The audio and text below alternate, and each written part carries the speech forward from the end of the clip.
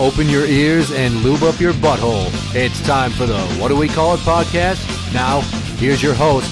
It's J-Man. Welcome to the What Do We Call It podcast. I'm J-Man. And I'm number one fan Tim. And number one fan Tim's not in a very good mood. No, I'm not, and that's not helping. So I told him that I could cheer him up with a little bit of an episode with a story to it. Obviously, I've mentioned many times I'm a social worker. I still find that absolutely hilarious. Meaning that I'm in charge of the day-to-day comings and goings of certain aspects of many vulnerable adults' lives. What? So, that being said, I have a client. She's in her 70s. She has dementia, and she lives in a nursing home. Okay. She has a number of medical issues that require going to the doctor.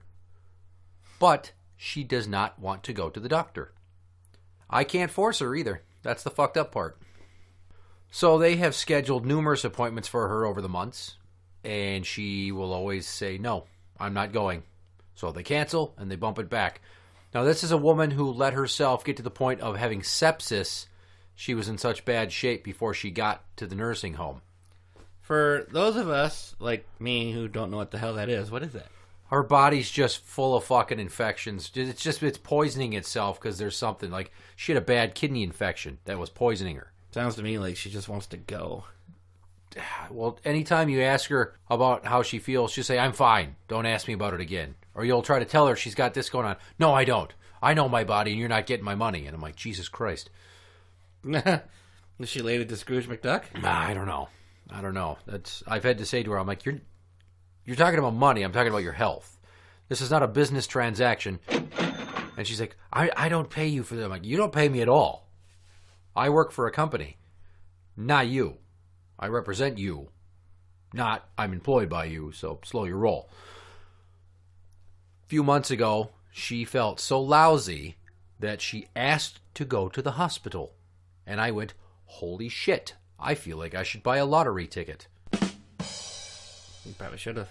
Yeah, well, I find out that when she got there, she had a double kidney infection. Oof. Now, this is a woman who has had a kidney stone for like at least a year, and they put a stent in one of her ureters, the tube connecting her kidney to her bladder. Mm-hmm. It went in last fall. It should have come out early winter around the holidays. It was still in there midsummer. It was in there. It's not good. Okay. It can fucking become a problem because when you've got a foreign agent in you, your body can generate scar tissue around it as it tries to fight it, thinking it's something it needs to pass. Oh, okay. And that's what happened with this. It started to scar up around it. In addition to that, she had a prolapsed uterus. Oh, dear God, no! Do you know what that means? No. I don't know much about medical terms. Let's just say that her uterus came loose and was hanging out. Ugh! I didn't think that was a thing, and then they told me, I'm like, that's a thing? They're like, yeah, sometimes if she coughs really hard, it like hangs out, and then she's got to push it back in. I'm like, what God. the I'm horrified. fuck? I'm like, you're shitting me. Oh, That's God. fascinating. And they're telling me, and I'm saying what I just told you was my reaction in the meeting when they told me, the care conference. And, you know, at these care conferences, we laugh. It's light. We keep it light. And I said, that's a thing? And this older nurse is like, oh, yeah. I'm like, wow, they never told me about that in health class, which got quite a laugh. So, she goes to the hospital. Double kidney infection. And she's got a prolapsed uterus. My goal is to get them to zap the kidney stone while she's there, to do a partial hysterectomy, and also she needs a mammogram. But she's 70. Why would you... I suppose because it keeps sticking out, but... Well, I'm legally obligated to not let her die. But I can't force her to do anything she doesn't want to do. I can only try to convince her. Just like we had another client who had a leg that had gone gangrenous, and he refused to get it removed for a long time, and it was going to kill him from blood poisoning. So finally, one of my coworkers, she talked him into it. He got his leg amputated. But then a few months later, his mental illness kicked in again, and he tried to say that we talked him into it. It's like, motherfucker, you were going to die. Yeah, yeah. And this is some of the shit you deal with when you get an elderly population that suffers from mental illness as well, as this woman does. And long story short, they didn't do the hysterectomy because we needed a court order because it's considered a major surgery. Yes, it is. I did not realize that. And they didn't do the mammogram because there was no one that could do a mammogram on a weekend. Holy shit! Huh. To which I said, don't you just put your boobs on the thing, you smush them down, you hit the button, you take the picture, you look at the thing? They're like, pretty much. I'm like, I just figured that shit out and I didn't even have to go to medical school. Show me the machine, put the tits in the thing, I'll push the button. How hard is that? Even an orderly could have done it. A guy that mops the floor could have fucking done that if you just prop her tits up right. Jesus Christ. And then, of course, they couldn't do anything with the kidney stone because of the infection. God damn it. So they took out the old stent from her ureter, replaced it with a new one. A surgery? It's a minimally invasive procedure where they go up through her pee hole. Oh, God, that's a long ways to go. Well, anywho's it. So they needed to put one on the right side, too, to drain the infection. So they couldn't even operate on her hoo-ha if they wanted to because of the infection. Instead, they put this thing inside of her called pessary, Pessary. I just think of Joe Pesci. So they put a Joe Pesci up her pussy, and that's supposed to be like an inflatable donut that keeps her parts in place so that her body can try to heal. Band-Aid on a gunshot wound, really. Can I just tell you, this is not making me feel better. This is just the fucking setup. All right? I went to go see her yesterday, thinking I'm going to have to give her a heads up about this appointment today. It was for a routine pelvic exam, where they would go up inside of her with their, fucking tools and look up her sniz to see how the pessary's doing. And I went to talk to her yesterday, and I asked one of the social workers at the facility to come with me to break the news, to see if that would help. Well, the main older one that I get along with great didn't want to do it. She's like, your client's really mad at me right now, for no good reason. They thought that somebody stole her jewelry, and she called the cops, and then they found her jewelry, and they pointed it out to her, and she hit the fan. She has a phone in her room? Yeah. Huh. I'd take that away. Yeah, I know. So, they sent me with this other younger little lady, social worker, to go talk to her. And we went to go sit in a private meeting room, and we got her a coffee, and we started talking. I'm like, how you doing? I'm like, remember when you went to the hospital? Yeah, I remember that. But I'm fine now. I don't need to go anywhere. I'm like, hang on. Hear me out. Do you remember that you had a prolapse uterus? No, I don't. And you don't talk to me about that anymore. I'm fine. I know my body. You're not getting my money. I'm like, fuck, here we go. She sounds like Mrs. Number One Fan's mom. She kind of in denial about everything that's wrong with her. Yeah, it's fucking nuts. So then the social worker tries to talk to her. I try to talk to her. Basically, I'm thinking, there's no fucking way this appointment's happening because I have to get up extra early to fight traffic to get to the nursing home on the opposite side of the Twin Cities, to get into a medical cab with her because she can't go alone, to go to the doctor's office for all appointments. I've gotten her to go twice out of 4 or 5 tries. Yeah. Well, you're almost 50%. Right. So I left, and the social worker's like, I'll try to talk to her again, and I'll call you. I'm like, can you do it tonight? Because I don't want to have to drive here in the morning if I don't have to, because I would rather start my day at 9 a.m. than 7 a.m. because I can call my own shot there on my starting hours. Poor baby. Dude, it's the fucking traffic is so worse. I just want to drive a Sherman tank down 35 and roll over motherfuckers. Well, there's your first mistake. You're going down 35. I don't have a choice. Well, where are you trying to go? Like to Southeast Metro area? My eventual place was a southeast suburb of St. Paul. Okay, well, it's not convenient, but you can shoot down 65 to 694 and cut east. I wouldn't go down 65. I always take... 47 has fewer stops. I take Old 10 to the 35, 694 split there. Mm-hmm, yeah. To go 35E. But anyways, she's like, I'll talk to her in the morning and then I'll call you. Well, I got up. I didn't have a call. I fucking drove there. I'm in the lobby. I'm signing in. My phone rings. I'm like, if this bitch says she's not going, I will be fucking livid. Then, oh, hi, this is so-and-so. Yeah, I think she's in a pretty good mood today, and she's getting ready to go right now, I believe. I'm like, oh, okay, cool. I'm actually downstairs right now. I'll be up momentarily. I get upstairs, and I put in my calendar I needed to be there at 8. I didn't have to be there till 8:30. The appointment wasn't until fucking 9:40, but we had to take a Medicab. So I'm sitting there, you know.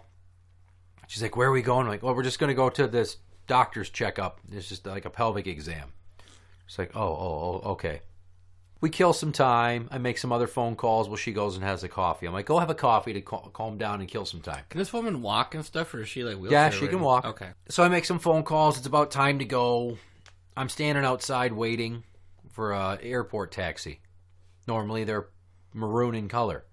Normally, yeah. Yeah, what shows up is a minivan that says I hail and it's royal blue.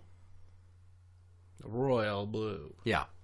And the dude does laps around the parking lot. And finally I just went, fuck this motherfucker. And I wave at him. I'm like, oh, are you here to pick up so-and-so? Yeah. I'm like, okay, well, here she is. Hold on. I basically had to lift her into the goddamn van. Ew. She grabs the handle next to the door and the handle above her head. And instead of stepping up, she steps both feet up and then, like, crouches. Like she's fucking hanging there, like it's the monkey bars. I'm like, no, you got to get in the seat. So she kind of pulls herself. I'm pushing on her back only. The middle of her back. I don't think you should touch her at all. I have to. Otherwise she's going to fall out and crack her head. Get a nurse. Yeah, they won't do that. So she gets in the thing, and then I had to help her with her seatbelt. It turns out the guy that was driving us was very nice. He was from Ethiopia. He told us that he spoke 7 languages. And the reason he told us he spoke 7 languages, and this is why riding with a foreign cab driver and any old white person is a crapshoot. Yeah, it is. Because he's like, oh, I'm from Ethiopia. And she's like, oh, do you speak your own language? And I'm just like, fuck! This is a test. Is this dude going to be cool? Or is he going to be like, of course I speak my own language. You know? Get the fuck out! So he's pretty cool about it. And he explains, yeah, he speaks 7 languages. Do you know which languages? At least whatever they speak in Ethiopia. Okay, because I speak like 10 languages. But I'm not going to tell you which ones. No, you don't. See how it works? It's crazy how multilingual people from the continent of Africa need to be. He's like, I spent a few years in Kenya. So he speaks Ethiopian, he speaks Kenyan. I'm guessing a lot of people on that continent speak Afrikaans, which is, like South Africa. He probably speaks French. There's a lot of French-speaking countries over there. Yeah. I'm willing to bet he speaks Spanish because he's a cab driver. Anyways, he gets us to the appointment. I check her in. We're in the waiting room. It takes like 15 minutes in the waiting room. And she keeps going in cycles with the conversation, the same fucking comments. Yeah. And that's the dementia kicking in. They call her name, we go walking back. The nurse is like, oh, I'm so-and-so. She's like, oh, it's nice to meet you. And we sit down in the room. Now, I would like to preface this next comment with the fact that I didn't tell her that anybody wants her to have a hysterectomy. For good goddamn reason, she will flip the fuck out. So they get her weight, and then we sit in the room. And the first fucking thing to come out of this medical assistant's mouth is, so you want a hysterectomy, huh? She's like, no, I don't. I'm like, fuck. You just ruined it. God, I'd be so much more angry if you weren't so attractive. Right. That always helps. Thank you for picking up on that. She was a gorgeous little brunette. Cute little nose stud. Anyways, my client starts pitching a fucking fit, and I'm trying to tell her to calm down and just hear us out. She opens the door to the room. So now her voice is going down every direction of the hallway. And the doctor that's supposed to see her walks in, and another fucking nurse walks in. The nurse takes her across the hallway there to another room just to talk to her. So I, the doctor, the medical assistant, can talk shop, which we did. And I explained, why this isn't going to happen, and that I got a court order in the works, and I'm trying to get it to happen. She's like, well, maybe you don't need to have a hysterectomy. I'm like, do tell. So there's a procedure called colpoclesis. Okay. And the short and skinny is, one way of fixing it when your organs inside your vagina are starting to fall out of you is to permanently close your intervaginal opening. It's only for old broads that are not sexually active. So they don't have to put anything up their pussy hole anymore. Yeah. So that's this big thing. I'm like, well, she's never going to go for that. But so now we got to talk to another doctor to see if he's willing to do it while she's anesthetized. We're going to sew up your snatch. Pretty much, you know.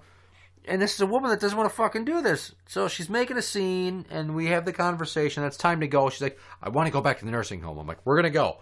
Okay, well, let's go now. I'm like, we're going. And I'm not doing any of this.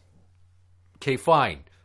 They had to write in the paperwork, would not see doctor, was not examined. Thank you. Come again. All That of would be that correct. fucking work for nothing. And we get back downstairs, and her mood's like way mellower.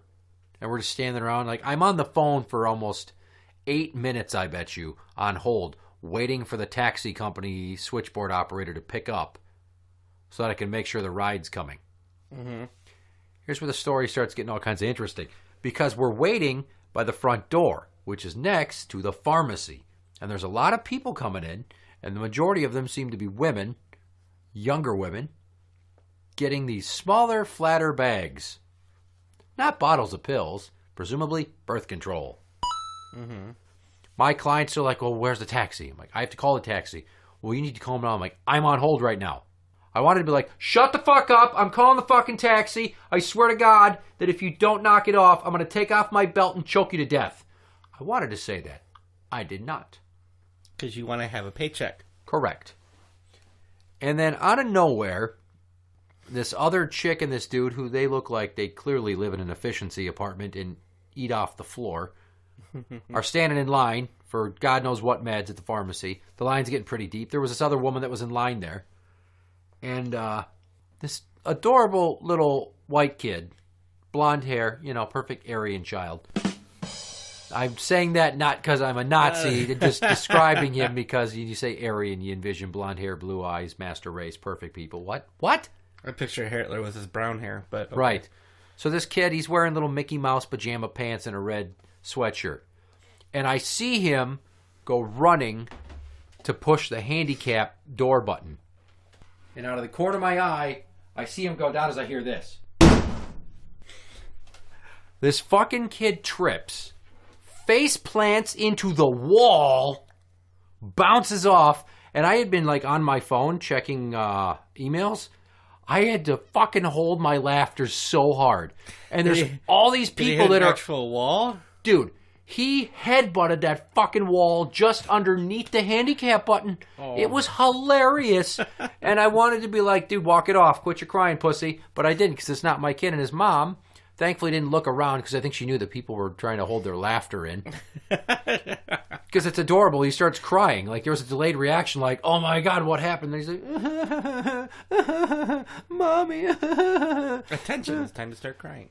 And then he goes, my knee. I'm like, your knee? What about your fucking face? I almost said it to him. Wow. No, is that what I have to look forward to with a son? Is he's going to smash his fucking brains and be like, oh, but I stubbed my toe in the process. Oh, woe is me. My poor fucking toe. So she picks him up and they leave and everybody's chuckling, especially the poor people that are here to get their birth control so they can keep pretending they're not going to end up with a whole fucking school bus load of children that they can't afford. And then a few minutes later, my phone rings, and it's a taxi cab company with an automated message, and here comes our ride. Not the same driver, unfortunately. But thankfully, it was a car, so she could get into it a lot easier. So we get in. I help her with her seatbelt. I sit down. This motherfucker, almost guns it. It's a loopy parking lot to get out. And we're on the other side of the fucking river. So he pulls out, and I'm like, oh, Christ. And he's just every time he starts going, he doesn't ease into going. He guns it. I don't know where this motherfucker was from. But clearly he is not at all afraid to get a speeding ticket. Because he almost... Huh? Ethnicity? I will tell you he was not white, or Asian, or Hispanic, or anything else that isn't black. And so he goes through downtown St. Paul to make his way back to 35E, which it worked. This guy knew his roads because I didn't realize that we would be crossing one of the bridges over the river right into downtown St. Paul to hop right into 94 to get to 35E. The Lava Shop Bridge, the High Bridge, which bridge? I'm not going to say. Okay. But a bridge. We get onto 94. He is fucking flooring it every time he switches lanes. It's like he just goes without looking. And he's not putting his blinker on. I'm like, oh, Jesus Christ. So I will read you the text exchange I had with my wife.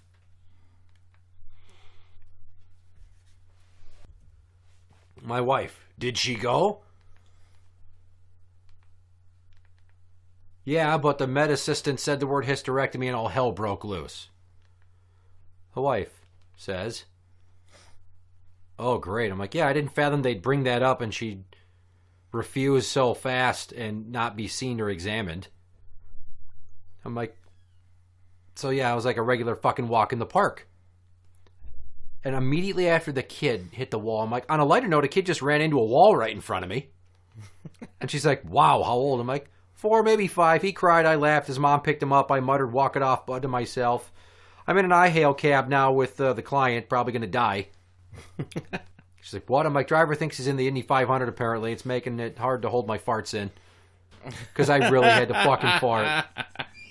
Dude, I had to fucking fart so bad. Just let it go. No, we're in an enclosed space, and I didn't want to get kicked out by the sadistic motherfucker. And we're going... Can I run my window down? I need a little fresh air. You're going to want it too. The roads that we were on, the speed limit was mostly 55. I guarantee he was going 70 or 75 the whole fucking time. And I wanted to be like, hey, could you fucking slow down? Well, the question is, was he passing cars left and right, or was he just kind of keeping up with traffic? Oh, no. He was passing motherfuckers. Oh, okay. It was like a game to him. He's one of these guys that must get paid in volume, and he's like, oh, the more people I drive, the more money I make. I was going to say, like, some do it by time, but I wonder if some do it by the ride. So he's just trying to get a ride over with so he can get paid for that ride and move on to the next ride. Yeah, fucking probably. And then I see a sticker on the window that says drivers and passengers are monitored on camera at all times for your and driver's safety. I'm like, I look, there's 2 fucking cameras next to his rear view mirror in the front of him, and they're on us. And I should have been like, help. Like fucking mouthing words so they could read my lips. He's going 70 miles an hour. Something, because we had to get onto Highway 36. That is a ramp, right? An on-ramp. Not a straight ramp. From 35E? 35E to 36, it's curved. Okay, yeah. It's an elevated curve. And being that I've been in a rollover before, you get kind of a weird sixth sense about that shit. So he's taking this curve. Before he gets to the ramp, he waits the last possible second to get over 2 fucking lanes and cut somebody off to go on the ramp, and he's doing the ramp at like 55 or 60, and I'm just like, okay, so where can I grab to hold on if we start to roll, just so that I don't end up totally dead, but possibly crippled? And I'm definitely going to have to put her in a headlock to hold her down to better my chances of survival. And she's 70-something. She's had a good run. He makes it, thankfully, without fucking rolling the car. Well, he knows his car. Jesus Christ, dude. He gets us back to the Wrinkle Ranch, and he drops us off. And multiple times she had commented how she wanted to go on this outing today. She thought they were going to Walmart. They were going to some fucking restaurant. We get there. There's the activity van. They're loading them up. I'm like, oh, hey, it's the activity van. Somebody waves her over. The activity coordinator waves her over. I'm like, okay, have a good day. And they're mouthing words to me like, did she go? I'm like, yeah. How did it go? I'm like, no. I just shook my head no. And they're like, what? And they walk up. I'm like, we got there. Somebody said the word hysterectomy and she shut down. They're like, oh no. So then I had to go back upstairs to tell the fucking nursing staff that, and come back downstairs to sign out. And I'm talking to the lady at the front desk, who I always usually, tell jokes and explain how crazy my life is to, because it gets a good laugh. Mm-hmm. Well, yeah, shit, you go through all this crap. Like, I couldn't do your job. I don't have that patience. Yeah, but I will say the highlight was the kid fucking running into the wall. That was the best part of the story. Yeah, and there's how casually we get back to the nursing home, and she's all like, okay, well, bye. I'm like, bye, fuck you. Jesus Christ. Thank you for putting up with all my bullshit. Pretty much. Pretty fucking much. Interact with the show on Twitter at What Do We Call It? That is at What Do We Call It? You can find us on Facebook at facebook.com/group/ What Do We Call It? Podcast Show. For the What Do We Call It? Podcast, I'm J-Man. And I'm number one fan, Tim. And that's the end.